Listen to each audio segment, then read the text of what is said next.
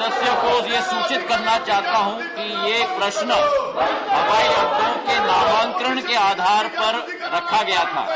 जो मुद्दा माननीय हमारे सांसद ने उठाया है वो इस प्रश्न के साथ ताल्लुकात नहीं रखता। Point number 1। पॉइंट नंबर 2, जहां तक नामांकन की बात है, वो नामांकन भी अंग्रेजी में भी लिखा जाता है हवाई अड्डे में और उस प्रदेश की भाषा में भी लिखा जाता है। तो जो माननीय सदस्य जी का सुझाव है उसे नामांकन में पूर्ण रूप से हम लोग सम्मिलित करते हैं।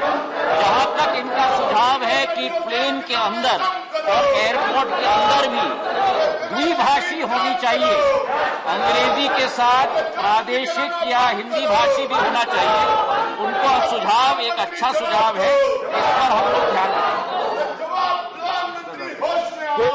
राकेश सिन्हा महोदय, मैं आपके माध्यम से मैं मंत्री जी से जानना चाहता हूं कि बिहार में बेगूसराय बरौनी में औद्योगिक क्षेत्र है जहां लोगों का आना जाना बड़ी संख्या में होता है। औद्योगिक नगरी होने के कारण क्या वहां वायुयान सेवा को आंतरिक वायुयान सेवा से जोड़ने की मांग सरकार स्वीकार करेगी?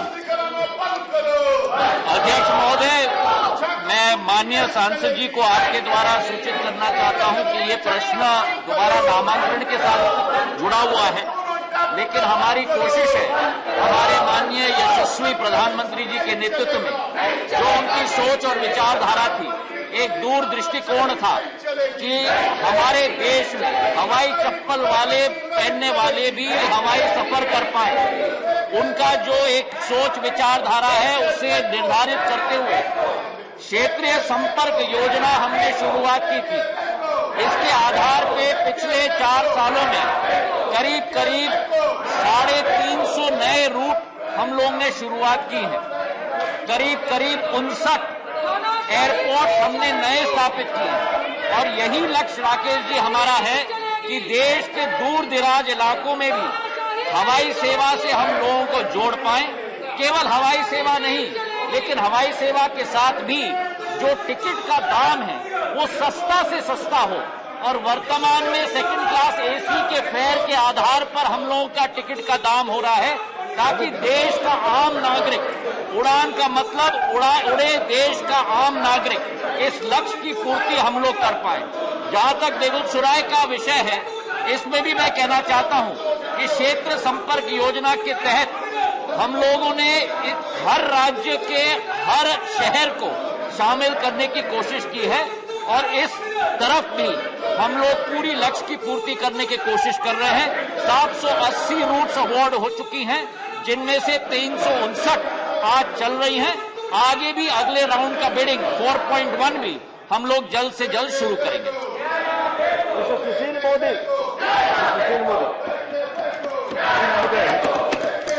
मैं माननीय मंत्री से जानना चाहता हूं कि बिहार के अंदर दरभंगा में जो एयरपोर्ट कार्यरत हुआ है उसका नाम विद्यापति के नाम पर करने का राज्य सरकार ने अनुशंसा की थी।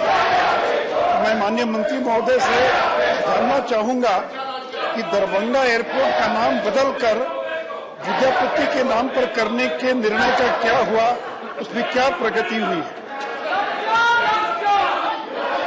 अध्यक्ष महोदय, हमारे जो यशस्वी सांसद ने मुद्दा उठाया है नामांकन के बारे में, ये प्रस्ताव प्रदेश के विधानसभा से पारित होकर 23 मार्च 2021 को पारित हुआ था।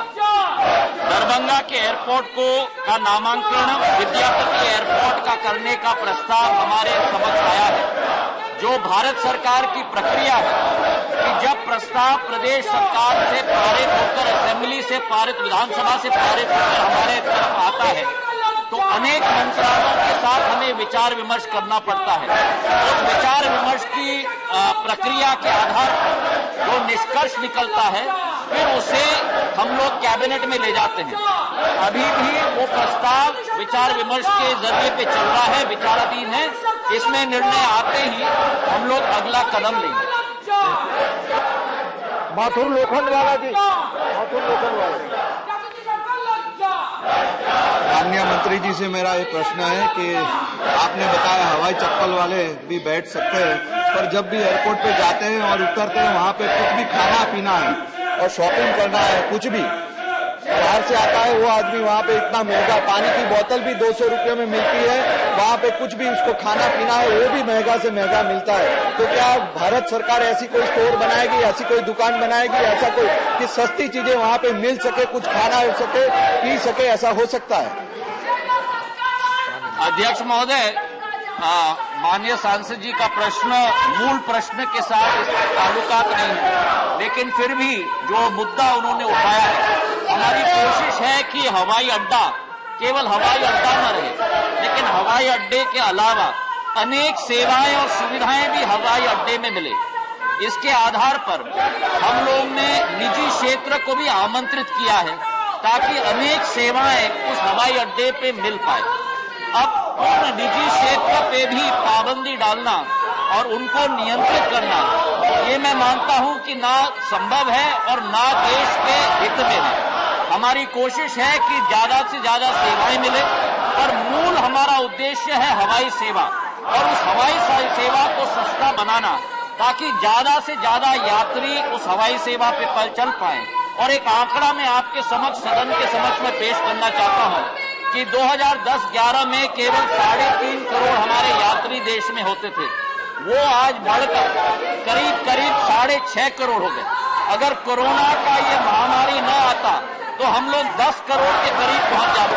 वर्तमान में इसे वृद्धि देना ये हम लोग